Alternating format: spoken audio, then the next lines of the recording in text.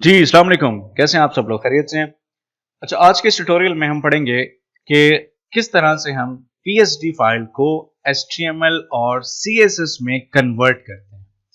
देखिए, होता बेसिकली क्या है कि अ, जब एक क्लाइंट एक वेबसाइट डिजाइन करवाता है, तो वो पहले किसी ग्राफिक डिजाइनर से उसका एक मॉकअप बनवाता है, एक लेआउट तैयार करवाता है। फोटोशॉप में भी करवाया जा सकता है और आपका एडोब इलस्ट्रेटर में भी डिजाइन किया जाता है। तो जब वो एक डिजाइन एक लेआउट उसकी मर्जी से पसंद से तैयार हो जाता है, तो फिर वो क्लाइंट जो है वो जाता है एक वेबसाइट डिजाइनर के पास। तो वो अपने उस डिजाइन को एचटीएमएल और सीएसएस में या एचटीएमएल से बूटस्ट्रैप में कन्वर्ट करवाता है। ठीक है, तो अभी मेरे पास यहाँ पर एक फोटोशॉप की फाइल है जिसे हम फोटोशॉप डॉक्यूमेंट कहते हैं, जिसे हम पीएसडी फाइल कहते हैं। ठीक है, तो इस पीएसडी फाइल को हमें कन्वर्ट करना है जी एचटीएमएल और सीएसएस में। तो इसमें इस्तेमाल हुई भी जो इमेजेस होती हैं वो भी आपको आपका क्लाइंट खुद प्रोवाइड करता है कि जी इस डिजाइन में जो इमेजेस इस्तेमाल हुई हैं वो ये हैं। तो अब अगर आप मेरे फोल्डर में चेक करें तो मेरे पास यहां पर मैंने लेकिन सीएसएस के फोल्डर में मैंने सीएसएस की फाइल एक बना रखी है, एचटीएमएल की फाइल यहाँ पे मैंने बना रखी है, और इमेजेस के फोल्डर में मेरे पास यहाँ पर कुछ इमेजेस मौजूद हैं जो ये तमाम इमेजेस मेरी इस फोटोशॉप की फाइल में इस्तेमाल हो चुकी हैं। तो जी अब हम स्टार्ट करते हैं कि इस फोटोशॉप वाले इस डिजाइन को, लेआउट को हम एचटीएमएल सीएसएस में किस तरह से बनाएंगे, तो उसकी तरफ आते हैं।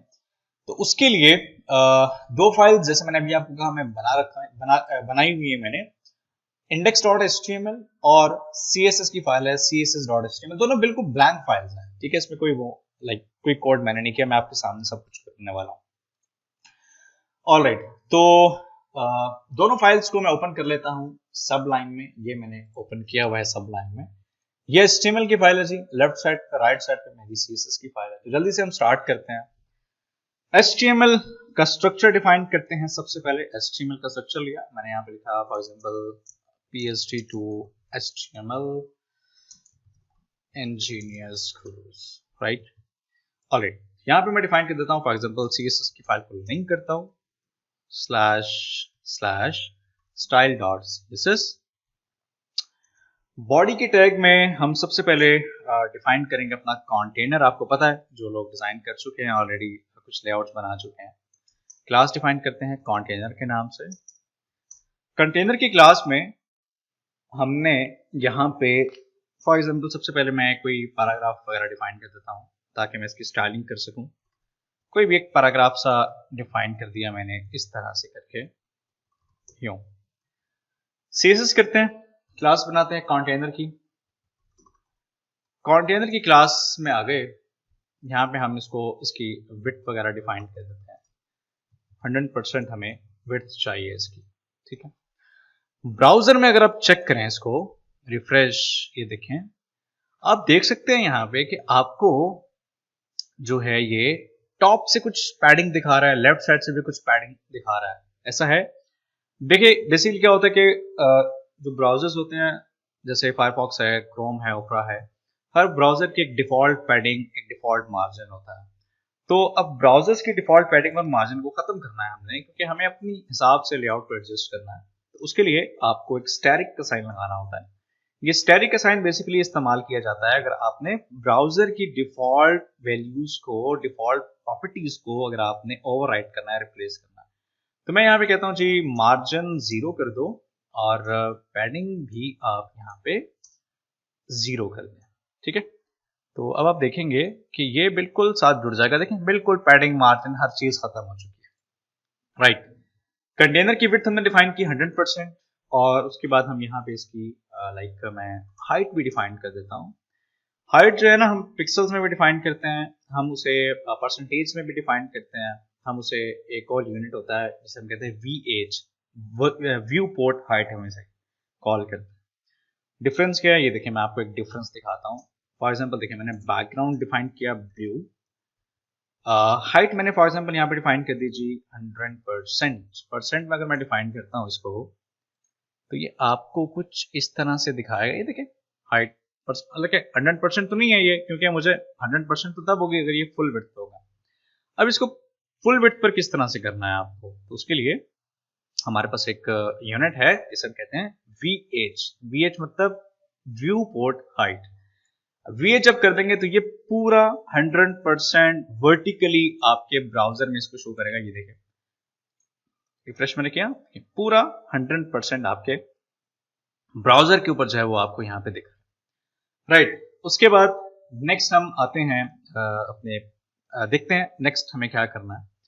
नेक्स्ट जी, मैं यहाँ पे अब इसको मैंने खत्म किया, बैकग्राउंड भी खत्म कर देता हूँ, आगे बढ़ते हैं।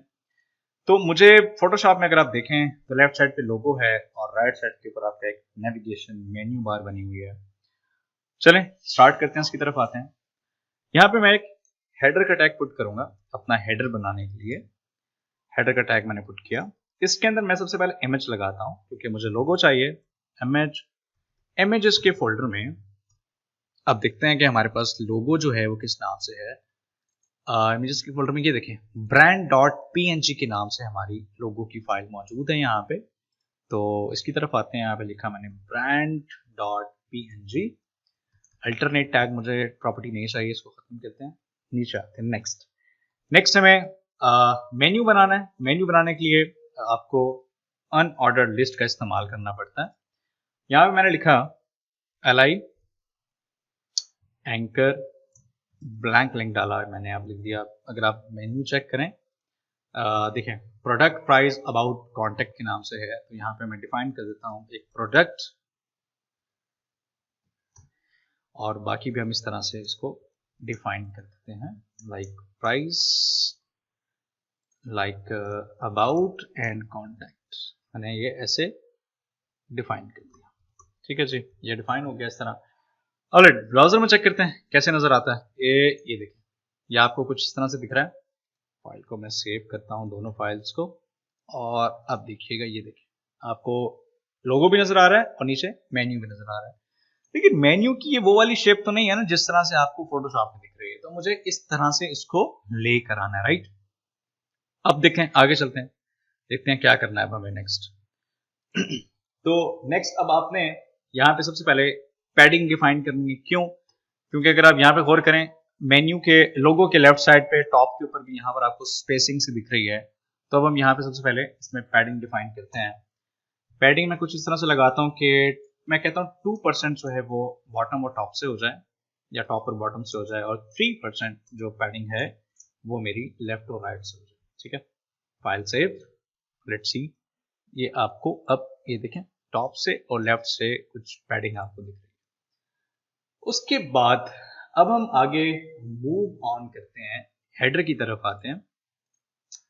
हेडर की तरफ आते हैं जी। हेडर की क्लास बनाई, यहाँ पे मैं डिफाइन कर देता हूँ फॉर एग्जांपल। अच्छा, हेडर की क्लास नहीं बनेगी क्योंकि ये हेडर का अपना टैग है, खुद जो टैग है तो वो एज अ सिलेक्टर हम यहाँ पे डिफाइन कर देंगे।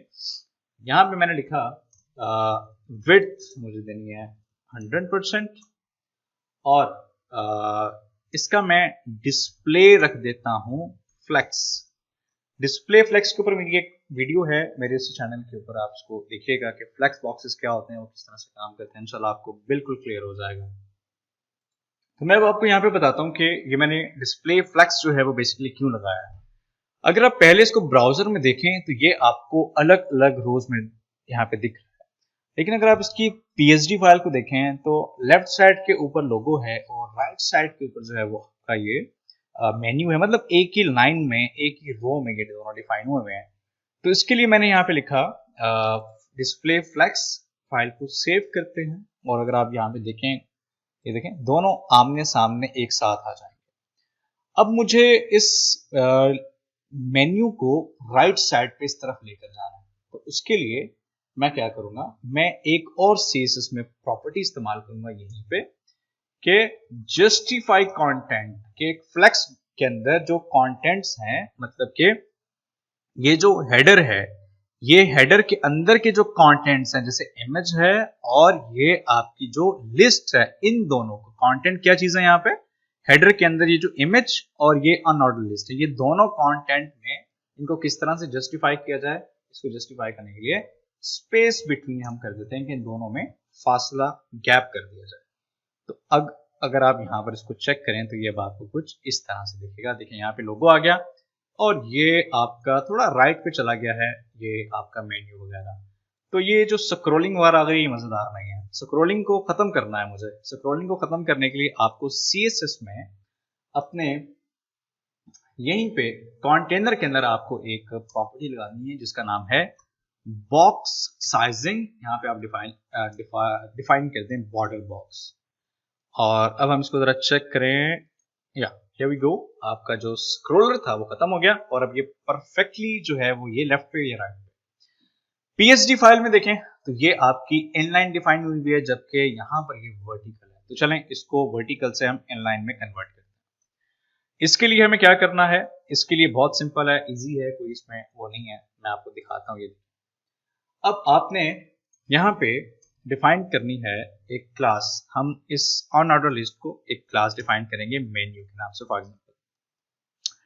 तो यहाँ पे आ जाएं जी CSS में, इस क्लास में कुछ प्रॉपर्टीज लगाते हैं। जैसे हम डिफाइन करते हैं कि जी इस मेन्यू के अंदर जो LI है, मेन्यू के अंदर जो LI है, मतलब मेन्यू की क्लास में जो हमारा LI है, इसका डिस्प्ले क्या करना है। इसका डिस्प्ले मुझे क्या चाहिए, L9 डिस्प्ले चाहिए। लाइन एक ही लाइन के अंदर चाहिए। देखिए मैं रिफ्रेश करता हूँ, लुक एट हियर, ये आपका जो है वो एक ही लाइन के अंदर इसका डिस्प्ले मूव हो। उसके बाद मैं कहता हूँ यार थोड़ा इसमें गैप होना चाहिए ना। तो गैप के लिए हमें काम करते हैं। गैप के लिए हम फोटोशॉप में देखें, यहाँ पे देखें कितना गैप आ रहा है। ये अंदाजन के हिसाब से 25 के अराउंड अबाउट इसमें गैप है, एंड सब के दरमियान में 25 पिक्सल्स के अराउंड अराउंड। ठीक है, तो चले मैं यहाँ पे डिफाइन कर देता हूँ कि मार्जिन राइट जो है वो दे दिया जाए 25 पिक्सल्स। Let's try, refresh. ये देखें गैप आ गया। थोड़ा सा और गैप हम डिफाइन करते हैं। मैं इसको 28 कर देता हूँ, 28 पिक्सल्स। चेक करते हैं क्या, दैट्स फाइन, ठीक हो गया जी। ओके, अब नेक्स्ट क्या है, नेक्स्ट मुझे इसका कलर थोड़ा चेंज करना है और मुझे लाइक जो है इसका फॉन्ट साइज भी थोड़ा इंक्रीज करना है, क्योंकि यहाँ पे बड़ा है और यहाँ पे आपका छोटा फॉन्ट साइज है। तो चलें इस हम अपनी नेविगेशन को इस फोटोशॉप वाली जो फाइल है इसके अकॉर्डिंग इसको थोड़ा डिजाइन करते हैं। CSS में वापस आते हैं, CSS की फाइल में वापस आए। यहाँ पे मुझे अब लिखना है मेन्यू की क्लास में जो LI है और LI के बाद जो एंकर है। ठीक है, पूरी तरतीब डिफाइन की है मैंने। कैसे, मेन्यू की क्लास में जो LI है और LI के अंदर जो एंकर है इसको हमने स्टाइल करना है। तो यहाँ पे मैंने लिखा जी कलर। अब मुझे चाहिए कलर कि ये कलर कौन सा है। तो फोटोशॉप की फाइल ओपन करें और उसमें ये आपका जो है वो कलर पिकर टूल होता है जी। ये आ रहा है आपके पास, ये वाला जो टूल आ रहा है, इस पे आप जाएं और इसका जरा कलर हम चेक करते हैं। थोड़ा सा हम इसको जूम करते हैं, इसको थोड़ा हम जूम करने की कोशिश करते हैं। जूम इन, कंट्रोल प्लस का बटन प्रेस करें, ये आपके पास जूम हो जाएगा। ये अब मैं इसका जरा कलर चेक करता हूँ। ये जी, इसको आप सिंपली इसके ऊपर क्लिक करेंगे, क्लिक किया, देखें ये देखें ये इसने इसका कोड हेक्सा कोड जनरेट कर दिया। इसको कॉपी कर लें, दैट्स इट। हम इसका साइज वही करते हैं। ओके, वापस आते हैं। यहाँ पे मैंने इसका कलर डिफाइन कर दिया, अपना इसका फॉन्ट कलर डिफाइन कर दिया। ठीक है जी, ये हो गया। इसके बाद नेक्स्ट क्या करेंगे, नेक्स्ट अब हम चाहते हैं कि यार ये जो इस पे जो अंडरलाइन आ रही है ना बाय डिफॉल्ट, इस अंडरलाइन को मुझे खत्म करना है। तो उसके लिए एक प्रॉपर्टी CSS में होती है जिसे हम कहते हैं टेक्स्ट डेकोरेशन। टेक्स्ट डेकोरेशन, इसमें वैल्यू पुट कर देना, ये खत्म हो जाएगी। लेट्स सी, कलर भी चेंज और आपकी अंडरलाइन भी खत्म। थोड़ा फॉन्ट साइज इंक्रीज करते हैं। मैंने लिखा है यहाँ पे फॉन्ट साइज मैं लिख देता हूँ for example 28 pixels. Alright, file को किया सेव। अब हम जरा इसको चेक करते हैं। ये देखें ये फॉन्ट साइज इसका चेंज हो चुका है। अच्छा, अगर अब आप जरा फोटोशॉप में जाके देखें तो इनके नीचे ये एक अंडरलाइन भी दिख रही है। अंडरलाइन इसलिए दिख रही है क्योंकि इसके ऊपर कर्सर है। मतलब जब भी मैं किसी मेन्यू के ऊपर माउस लेके जाऊंगा, कर्सर करूंगा, जिसे होवर भी कहते हैं, तो नीचे अंडरलाइन आ जानी चाहिए। तो अब अगर आप यहाँ पे देखो, यहाँ पे कोई अंडरलाइन नहीं आ रही किसी के भी नीचे, तब मुझे अंडरलाइन वाला काम करना है। वो कैसे करेंगे, और करना आप लोगों ने। देखिए मैं कैसे करता हूँ, यहाँ पे आता हूँ मैं, इस जगह पे, यहाँ पे मैंने डिफाइन किया कि मेन्यू की क्लास में जो li है, li के बाद जो एंकर है, इसके ऊपर जब माउस लेके जाए, मतलब होवर, सीएसएस में किसी चीज के ऊपर अगर आप माउस लेके जाओ तो वो चीज होवर कहलाती है। मतलब किसी चीज पे माउस ले जाना, that is called hover in CSS. तो ये हो गया। इसमें हम डिफाइन करते हैं कि जी किस तरह डिफाइन करूंगा। देखो बॉर्डर लगाना है मुझे कहाँ पे, बॉटम पर। कितना लगाते हैं, मैं 4 पिक्सल करता हूँ, सॉलिड करता हूँ, ठीक है। और कलर डिफाइन करना है मुझे। फोटोशॉप की फाइल में जाएं, यहाँ पे थोड़ा इसको जूम करें और चेक करते हैं कि जी इसका ये जो कलर आ रहा है ये कौन सा दिया हुआ है। आपको फोटोशॉप की फाइल को फॉलो करना है, क्योंकि क्लाइंट को इस फाइल को एचटीएमएल में कन्वर्ट करवाना है, तो सेम कलर्स फॉलो करना है। कलर पिकर से चेक करते हैं कौन सा कलर है, ये जी ये कलर आ रहा है। कलर के कोड को कॉपी कर लें, कॉपी करें और वापस इसको फिट कर दे स्क्रीन पे। ऑलराइट, ये कलर हम यहाँ पे पुट कर देते हैं इस तरह से। राइट, ये हो गया जी, होवर हो गया। चेक करते हैं, रिफ्रेश, ये देखिए आ गया जी, सेम टू सेम उस तरह से आ गया। उसके बाद नेक्स्ट मैं कहता हूँ यार ये देखो, जैसे मैं इसके ऊपर कर्सर लेके जा रहा हूँ, आप थोड़ा यहाँ पे गौर करेंगे, लेकिन बहुत जल्दी आ जाता है, ये बहुत जल्दी डिस्प्ले हो रहा है और बहुत जल्दी खत्म हो गया ये फौरन से। मैं कहता हूँ यार थोड़ा डिले के साथ ये लाइन आए और थोड़ी डिले के साथ फिर लाइन ये खत्म हो, इसे हम ट्रांजिशन इफेक्ट कहते हैं। ट्रांजिशन इफेक्ट लगा के दिखाता हूँ मैं आपको, ये देखिए कैसे लगेगा। बहुत सिंपल है, आपको क्या करना है, एंकर में यहीं पर एक प्रॉपर्टी डिफाइन करनी है जी, ट्रांजिशन हम डिफाइन करते हैं कि ट्रांजिशन की जो वैल्यू है ना जी, वो होती है 0.1 से लेके 1.0 तक।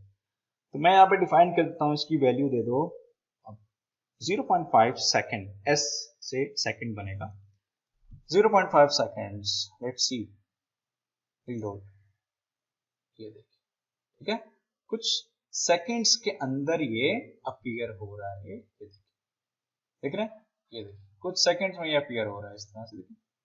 ऑलराइट, ओके, आगे बढ़ते हैं। नेक्स्ट क्या है, फोटोशॉप में देखते हैं। फोटोशॉप में नेक्स्ट ये आपकी ये कंटेंट एरिया है, जिसमें 2 कॉलम्स हैं। लेफ्ट साइड के ऊपर आपको हेडिंग और एक बटन मिल रहा है, और राइट साइड के ऊपर आपको एक इमेज मिल रही है रिपोर्ट की। ओके, तो इसके लिए आ देते हैं वापस हम अपनी सबलाइन के अंदर। यहाँ पे हम नेक्स्ट हेडर के बाद नेक्स्ट हम डिफाइन करते हैं अपना जी कंटेंट की एक डिव बनाते हैं क्लास कंटेंट के नाम से, इस तरह से डिफाइन कर देते हैं। अच्छा, यहाँ पे मैं डिफाइन करता हूँ, मुझे 2 डिव्स चाहिए। ये जो कंटेंट है, ये बेसिकली आपका ये वाला पोर्शन है, ये पूरा पोर्शन कंटेंट है, ठीक है। इस कंटेंट के पोर्शन में मुझे 2 पार्टीशंस करनी है, एक पार्टीशन ये वाली और एक पार्टीशन ये इमेज।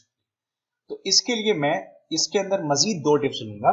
यहाँ पे इसके अंदर मैं ले लेता हूँ एक डिव जिसकी मैं क्लास देता हूँ, फॉर एग्जांपल ले लें बॉक्स लेफ्ट, ठीक है। और इसके बाद एक और डिव लेता हूं मैं इसमें, जिसकी मैं क्लास दे दूंगा बॉक्स राइट के नाम से, इस तरह से। राइट, ओके, तो पहले कंटेंट की सीएसएस करते हैं। यहां आए हम, यहां पे मैंने लिखा कंटेंट क्लास। इसमें मैं डिफाइन करता हूं सबसे पहले विड्थ डिफाइन करता हूं जी, कितनी विड्थ देनी है, सेम 100%।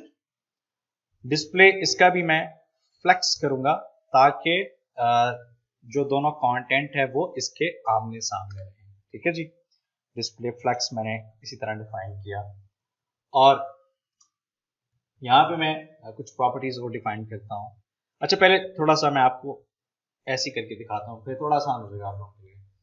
देखिए मैंने विड्थ डिफाइन कर दी, और उसके बाद मैं जरा इसमें लाइक पैडिंग भी थोड़ी डिफाइन करते हैं। हम कहते हैं थोड़ी पैडिंग भी डिफाइन कर दो, 0 टॉप और बॉटम से, और 100 पिक्सल्स लेफ्ट और राइट से कर दो। और मैं कह देता हूँ कि चलें पहले इतना करके देखते हैं। ये हो गया। उसके बाद फिर अब बॉक्स लेफ्ट की बारी है। बॉक्स लेफ्ट के ऊपर आते हैं। तो बॉक्स लेफ्ट के अंदर हम यहाँ पे, जैसे कि अगर आप PSG में देखें एक हेडिंग आपको दिख रही है, तो मैं यहाँ पर एक हेडिंग यहाँ पर डिफाइन कर देता हूँ। फॉर एग्जाम्पल मैंने डिफाइन किया, जैसे सेम टू सेम मैं कॉपी पेस्ट कर लेता हूँ, लाइक दिस वन।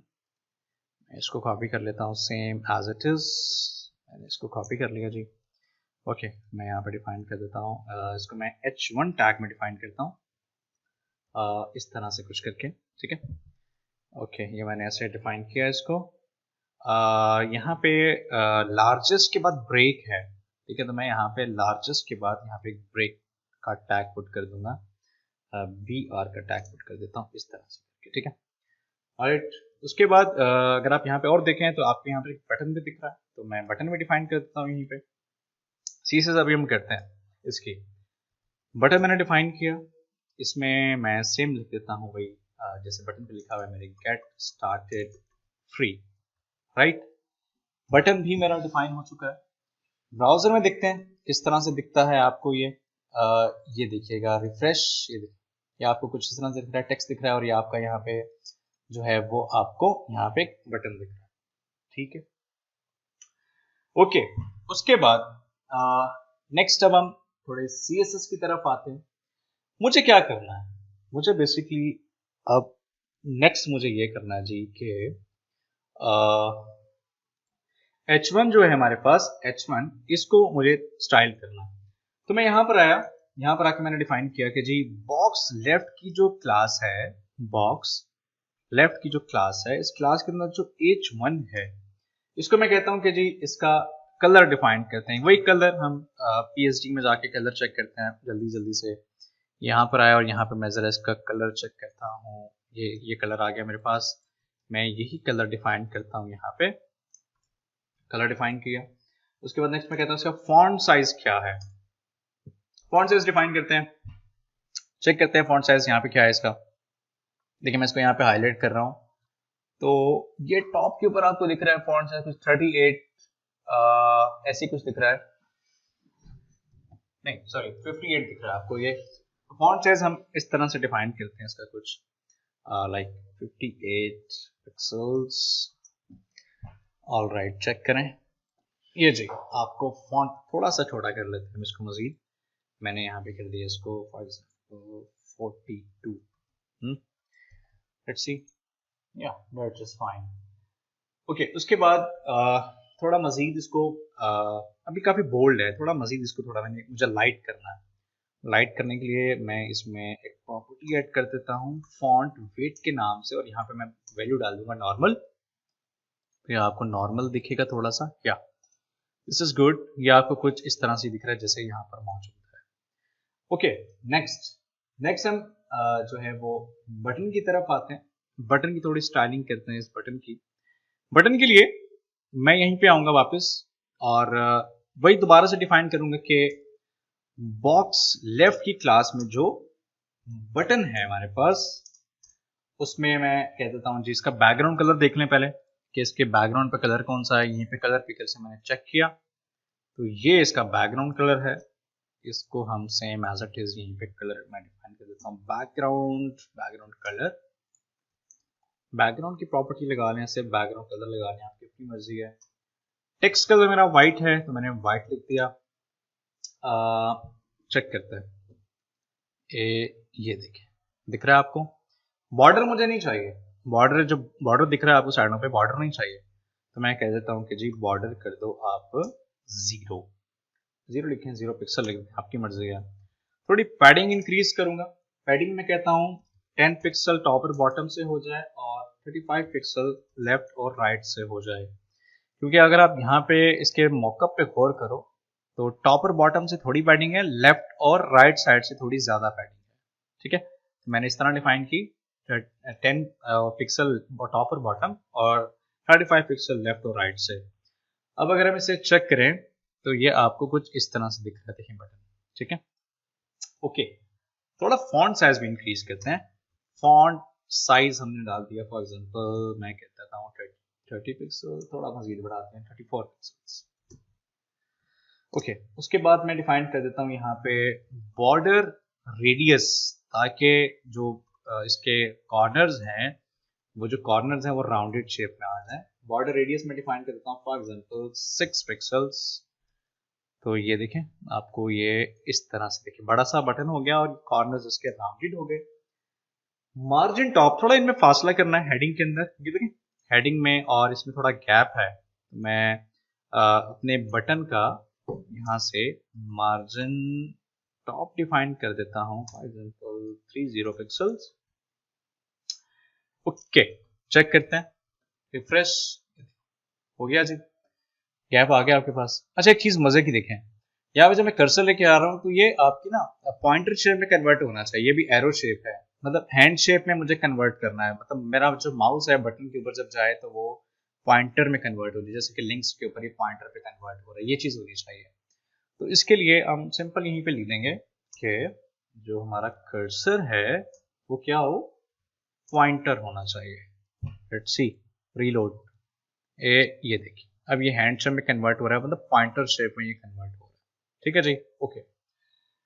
नेक्स्ट हमारे पास आगे हमें करना है कि हमें नेक्स्ट चाहिए कि ये जो राइट वाला बॉक्स था इसके अंदर हमें इमेज चाहिए, जैसे कि ये वाली दिख रही है। चलो इमेज लगाते हैं, सीएसएस में आते हैं, सीएसएस में आते हैं हम यहाँ पे, इसमें मैंने यहाँ पे आया, यहाँ पे मैंने लिखा जी कि बॉक्स राइट में, बॉक्स राइट की क्लास में क्या किया जाए। सीएसएस पहले बाद में करते हैं, पहले मैं यहाँ पर इसकी HTML डिफाइन करता हूँ। HTML इमेज देखते हैं, ये इमेज है जी, इसका पूरा नाम सेम टू सेम मैं कॉपी करके यहाँ पे डिफाइन कर देता हूँ, इमेजेस के फोल्डर में ये इमेज है, ये जी मैंने पुट कर दिया इस तरह से, राइट। चलें चेक करते हैं जी ये किस तरह से दिखता है। आपको भी सीएसएस नहीं करना, मैं इसकी सिर्फ इमेज HTML के अंदर लगाई है मैंने। ओहो, ऐसे दिख रहा है आपको?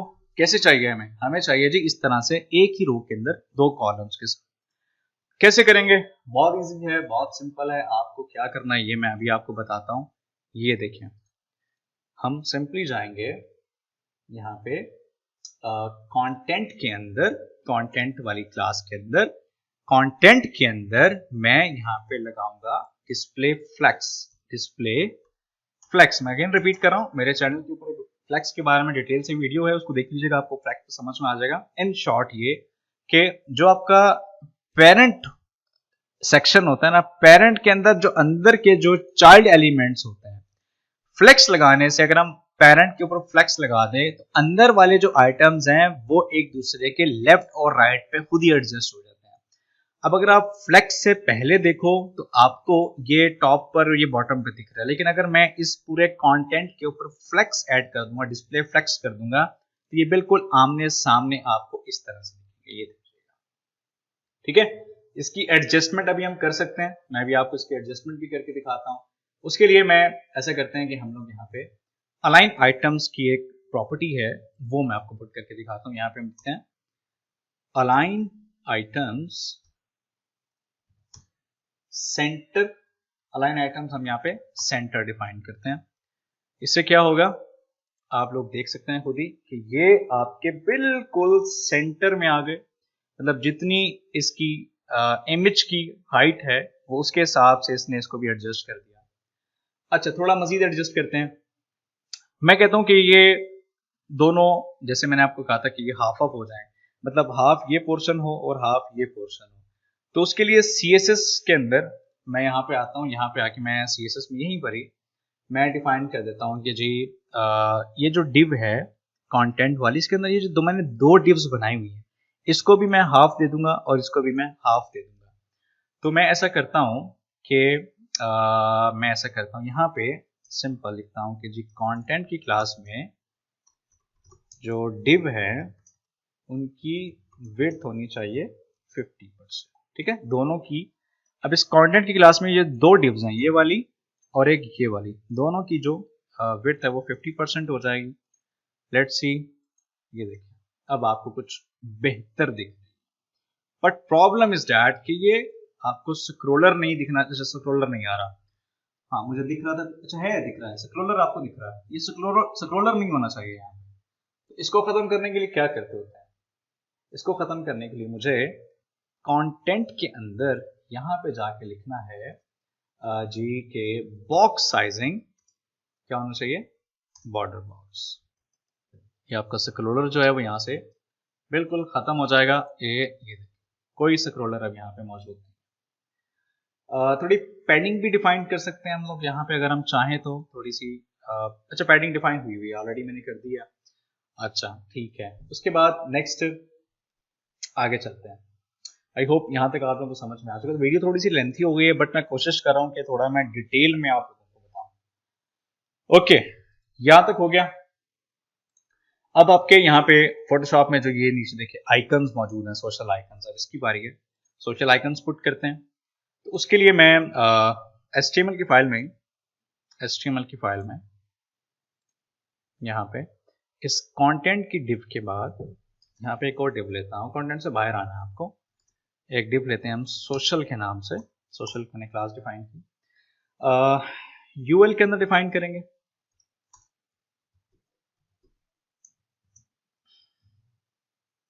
ठीक है, इमेजेस डिफाइन करते हैं, IMG टैग, अल्टरनेट नहीं चाहिए, खत्म किया।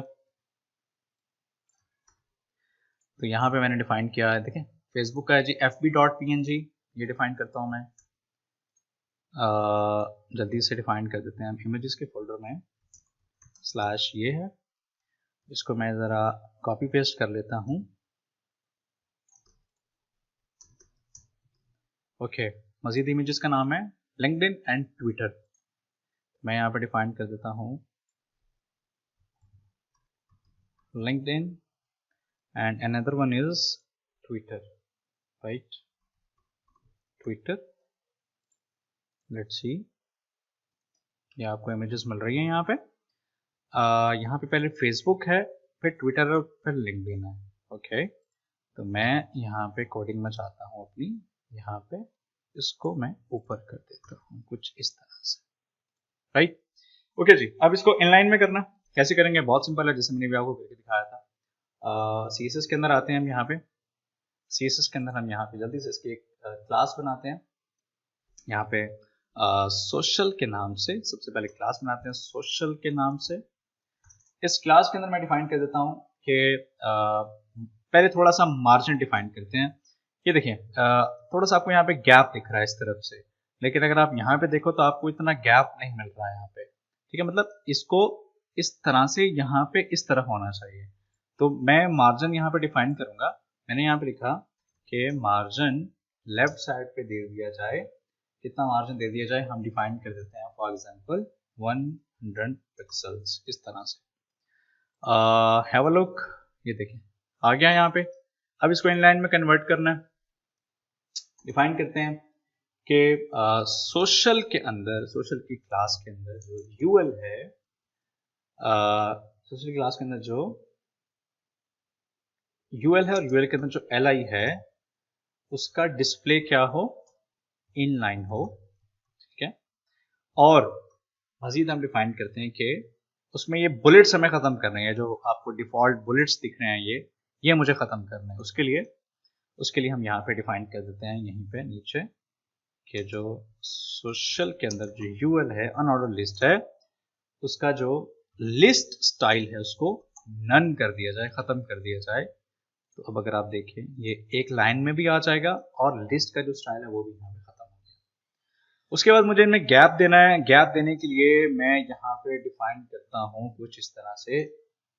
मैं यहाँ पे डिफाइन कर देता हूँ इसमें एलआई में मार्जिन राइट कितना, फॉर एग्जाम्पल हम देते हैं 20 पिक्सल्स, ये मैंने डिफाइन कर दिया। अब अगर हम इसे चेक करें तो ये कुछ गैप आ गया इसके दरमियान में। ठीक है, यहाँ तक हो गया। अच्छा, यहाँ पे अगर आप मजीद देखें कि फोटोशॉप की अगर आप फाइल को फॉलो करें तो आपको आइकन थोड़े से ब्लरी से यहाँ पे दिख रहे हैं। आपको यहाँ पे आइकन थोड़े ब्लरी से दिख रहे हैं। ठीक है, तो इसको हम किस तरह से बना सकते हैं, आपको क्या करना है, सिंपल आप जाएं CSS के अंदर। यहाँ पे आप डिफाइन करें कि सोशल की क्लास जो है वो आपकी सोशल की क्लास में जो हमारे पास यूएल के बाद एलआई और एलआई के बाद IMG है, इसमें हम डिफाइन करते हैं कि इसकी ओपेसिटी बेसिकली हम इस्तेमाल करते हैं अगर किसी चीज़ को आपको थोड़ा सा ट्रांसपेरेंसी उसके अंदर लेकर आनी है तो उसके लिए हम ओपेसिटी डिफाइन करते हैं। ओपेसिटी की जो वैल्यू है वो 0.1 से लेके 1.0 तक होती है। तो मैं यहाँ पे फॉर एग्जांपल 0.4 डिफाइन कर दूंगा इसकी ओपेसिटी। तो आपको ये कुछ इस तरह से दिखेगा। ये देखिए ब्लर हो गया है। लेकिन जब मैं इसके ऊपर कर्सर लेके जाऊं तो ये जो ब्लर है ना ये खत्म हो जाए, इसकी जो ओपेसिटी है ये चीज खत्म हो जानी चाहिए जब मैं कर्सर लेके जाऊं, मतलब होवर करूं। तो उसके लिए फिर मैं यहाँ पे डिफाइन करूंगा कि सोशल की क्लास में जो यूएल एलआई और आईएमजी के ऊपर जब होवर हो तो इसकी ओपेसिटी को क्या कर दो, 1 कर दो, मतलब बिल्कुल खत्म कर दो। लेट्स सी, ये देखें ये इसकी जो ओपेसिटी है वो यहाँ पे खत्म हो चुकी है। ओके, ऑलमोस्ट ये कंप्लीट है। लास्ट में ये जो बैकग्राउंड इमेज आपको दिख रहा है ये बैकग्राउंड इमेज लगाते हैं। ये बैकग्राउंड इमेज जो है वो मेरे पास यहाँ पे इमेजेस के फोल्डर में ऑलरेडी मौजूद है। ये हमारे पास already background image this one. इस इमेज को लगाते हैं अपने बॉडी में जाके, तो सीएसएस की तरफ आते हैं। सीएसएस में हम आते हैं यहाँ पे। सीएसएस में यहाँ पे मैंने लिखा जी, इधर कर लेते हैं टॉप पे, बॉडी, सेलेक्टर लगाया। इसमें मैं डिफाइन करता हूँ बैकग्राउंड इमेज यूआरएल। इसमें पाथ डिफाइन करते हैं कि अब मुझे एक फोल्डर पीछे जाना है क्योंकि जो CSS की फाइल है वो इस CSS के फोल्डर में मौजूद है। तो हम बेसिकली यहाँ पर इमेज लगा रहे हैं, तो इस फोल्डर से एक दफ़ा मुझे बैक जाना है, पीछे जाना है और पूरे इमेजेस के फोल्डर में जाना है। तो एक फोल्डर बैक जाने के लिए CSS में डबल डॉट स्लैश इस्तेमाल किया जाता है। तो यहाँ पे इमेजेस लिखा, स्लैश पिक्चर का जो नाम है हमारे पास वो डिफाइन करते हैं, दैट वाज bgms.png, ये डिफाइन किया। अब अगर आप इसको देखें ब्राउजर में तो आपको इमेज कुछ इस तरह से दिख रही है, रिपीट हो रही। इमेजेस की रिपीटेशन खत्म करते हैं, एक प्रॉपर्टी डिफाइन करते हैं। फॉर एग्जांपल मैंने डिफाइन किया बैकग्राउंड रिपीट नो रिपीट। अब आपकी जो इमेज है वो रिपीट नहीं होगी, देखें रिपीट नहीं हो रही, सिर्फ यहीं पे आ रही है। इसकी थोड़ी एडजस्टमेंट करते हैं, थोड़ी इसमें पोजीशन डिफाइन करते हैं। तो बैकग्राउंड इमेज की पोजीशन के लिए आपको लिखना होता है बैकग्राउंड पोजीशन। ये प्रॉपर्टी आपको याद होनी चाहिए, बैकग्राउंड पोजीशन। टॉप और बॉटम से हम इसको थोड़ा सा लेके जाते हैं कि हम कहते हैं इसको डिफाइन कर दो फॉर एग्जांपल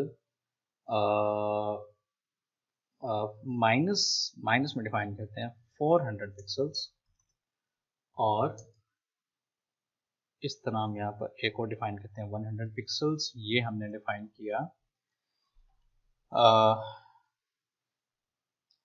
लेफ्ट और राइट के लिए। ये देखें ये चाहिए, क्योंकि अगर आप फोटोशॉप को फॉलो करें इमेज थोड़ी सी आपकी लेफ्ट साइड पे अंदर की तरफ है। ये मैंने डिफाइन किया। थोड़ा मुझे मजीद करना है, मजीद थोड़ा मुझे इसको लेफ्ट के ऊपर लेके जाना है, तो हम इस वैल्यू को थोड़ा माइनस में इंक्रीज करते हैं। मैं इसको 550 कर देता हूँ। तो ये आप देखेंगे, ये देखिए अब परफेक्ट है। ऑलमोस्ट आपकी PSD की तरह ये बिल्कुल जो है वो तैयार हो चुकी है, बिल्कुल जैसे PSD है उसी तरह से आपका तैयार हो। तो ये जी आज की वीडियो ट्यूटोरियल था कि PSD को किस तरह से कन्वर्ट करते हैं। अगर आप यहाँ पे थोड़ा सा देख रहे हैं कि ये लॉगिन का बटन मैंने नहीं बनाया, तो ये मैं आप लोगों के ऊपर छोड़ता हूँ। आपने इस लॉगिन के बटन को बनाना है और मुझे इसमें वीडियो को कमेंट करके बताना कि क्या आप लोग ये लॉगिन का बटन बना पाए क्या नहीं बना पाए। ठीक है, तो ये मैं वीडियो के डिस्क्रिप्शन में आप लोगों को ये PSD फाइल भी शेयर कर दूंगा, इमेजेस भी शेयर कर दूंगा, ताकि आप इसकी प्रैक्टिस कर सकें। अपना बहुत सारा ख्याल रखिएगा। इंशाल्लाह नेक्स्ट ट्यूटोरियल में मुलाकात होती है। ठीक है, अल्लाह हाफ़िज़।